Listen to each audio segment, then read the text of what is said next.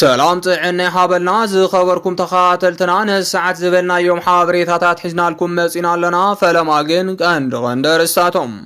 ፕሬዝዳንት ጌታቸው ረዳ ሰራዊት ኣቕቲሉ ዝብል ክስ ቀሪብሎም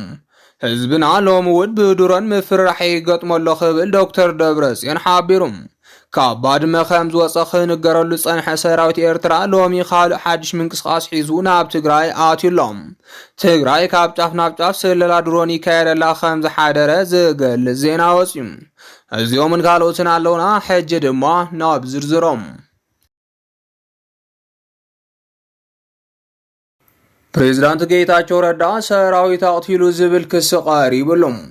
ፕሬዝዳንት ግዚያዊ ምሕዳር ትግራይ ኣይተ ጌታቸው ረዳ ሎሚ ካብ ካሊእ ግዜን ላዕሊ ፍልይ ዝበለ ክሲ ቀሪብሎም ኣብ ትግራይ ሎሚ ንጸላእቲ ዝሕጉስ ንፈተውት ትግራይን ተጋሩን ድማ ደቃስ ዝኸልእ ቅልውላው ፖለቲካ ከም ዘሎ ዝፍለጥ እዩ እዚ ፖለቲካዊ ቅልውላው ድማ ካብ ግዜ ናብ ግዜ እንዳተጋደደ ምዃዱ ስዒቡ ህላወ ትግራይ ኣብ ሓደጋ ኣእትይዎ ይርከብ ኣመራርሓ ውድብ ሕወሓት ዝነበሩ ኣካላት ኣብ ክልተ ተኸፊሎም እቲ ሓደ ጉጅለ ግዚያዊ ምምሕዳር እንትመርሕ እቲ ካልእ ድማ ነባር ሕወሓት ሒዙ ይቕፅል ኣሎ ኣብ ጉዳይ ትግራይ ምስ ምዕማዕሲ ኢኖም ድማ ሎሚ ካብ ናይ ፖለቲካ ኣፈላላይ ሓሊፉ እቲ ሓደ ኣብ ልዕሊ ካልእ ፍከራ ዘስምዕሉ ክስተት ተፈጢሩ ይርከብ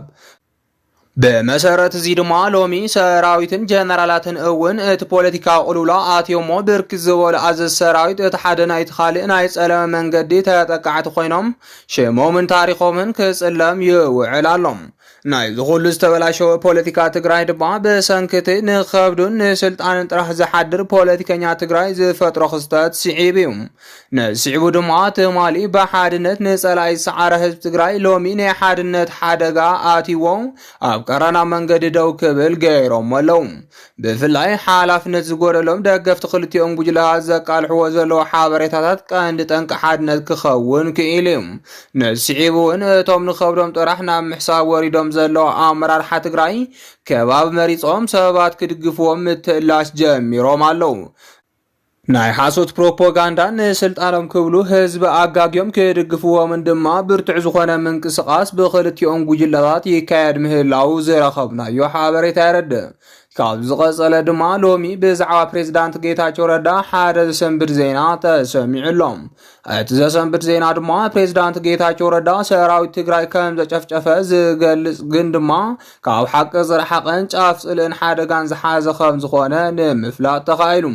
ከም ዝፍለጥ ክልቲኦም ጉጅለታት እውን ብዶክተር ደብረጽዮን ዝምራሕ ጉጅለ ሕወሓትን ብጌታቸው ረዳ ዝምራሕን ዝተፈላለየ ኣኼባታት ምስ ዝድግፎም ኣካላት እንዳካየዱ ጸኒሖም እዮም ኣብቲ ዘካይድዎ ኣዳራሽ ድማ ናብቲ ካልእ ጉጅለ ዝመሓላለፍ መልእኽቲ ይኹን ናይ ጸለመ ፕሮፓጋንዳ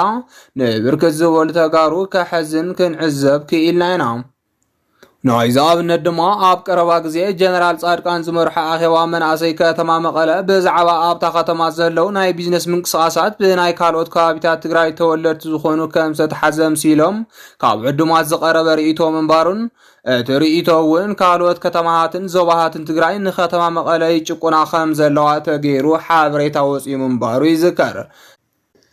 ናይቲ ዝነበረ ዋዕላ ዘመሓላለፋ ከም ላዛ ትግርኛ ዝበላ ሚድያታት ድማ ንጥቕሚ ፖለቲከኛታት ተባሂሉ ዝቐረበ ሓደገኛ ዘረባ እዩ ብምባል ካብቲ ሚድያታትን ከኣልዮ ከም ዝኸኣላ ይፍለጥ እዩ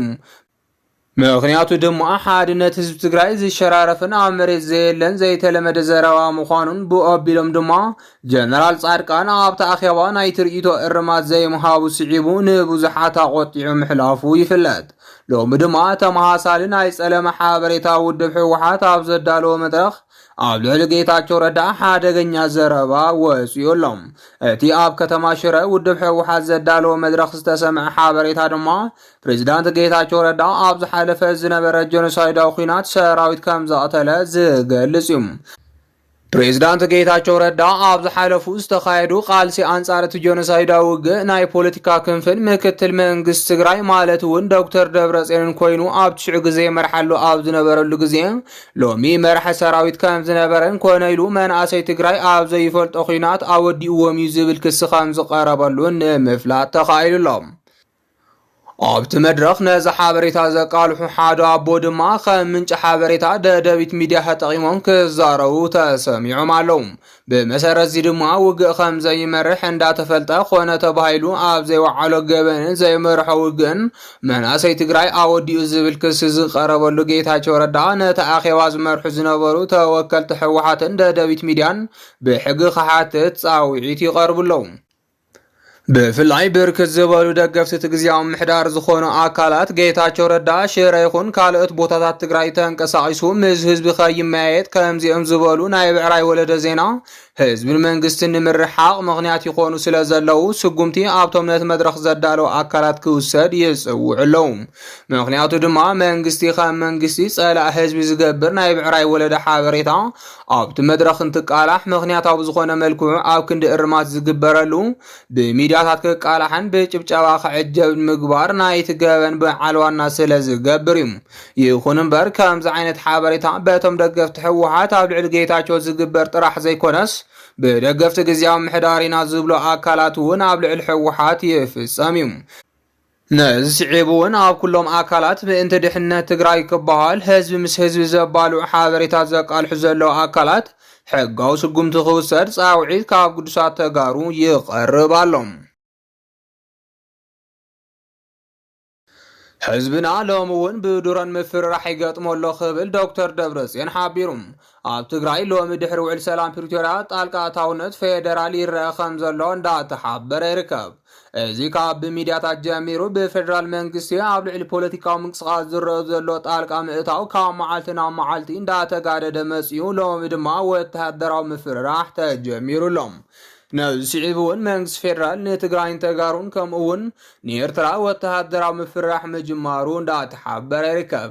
እዚ ኣብ ሰሙን ዝጀመረ ምንቅስቃስ መንግስቲ ፌደራል ንሕወሓት እዩ ዝበሃለሉ መጠንቀቕታ ድማ ብሚድያ ብተግባርን ጀሚሩሎም።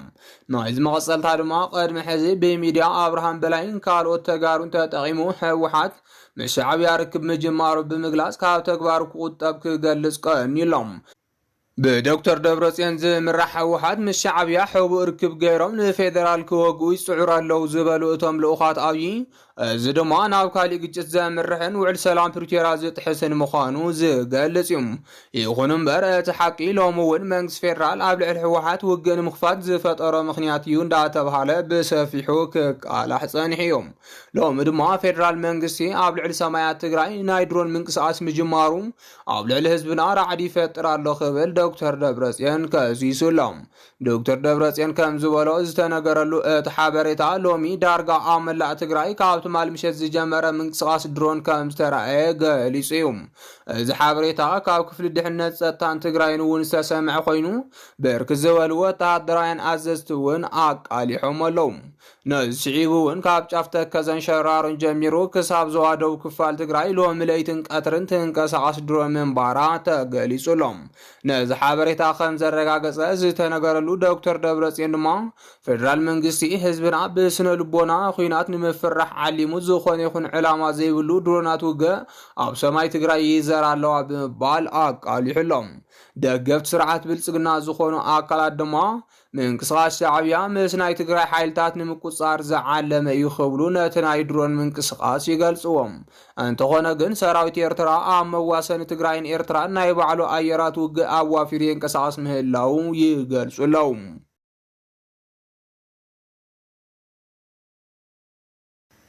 ካብ ባድመ ከም ዝወፀ ክነገረሉ ፀንሐ ሰራዊት ኤርትራ ሎሚ ካልእ ሓድሽ ምንቅስቃስ ሒዙ ናብ ትግራይ ተመሊሱ ኣትዩ።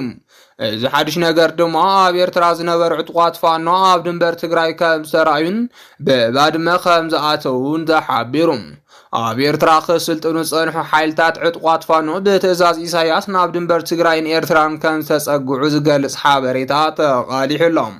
ኣብዚ ሕጂ ሰዓት ኢሳያስ ኣፈወርቂ ምስ ትግራይ ዘዳዎ ቦታታት ካብ ካልእ ግዜን ላዕሊ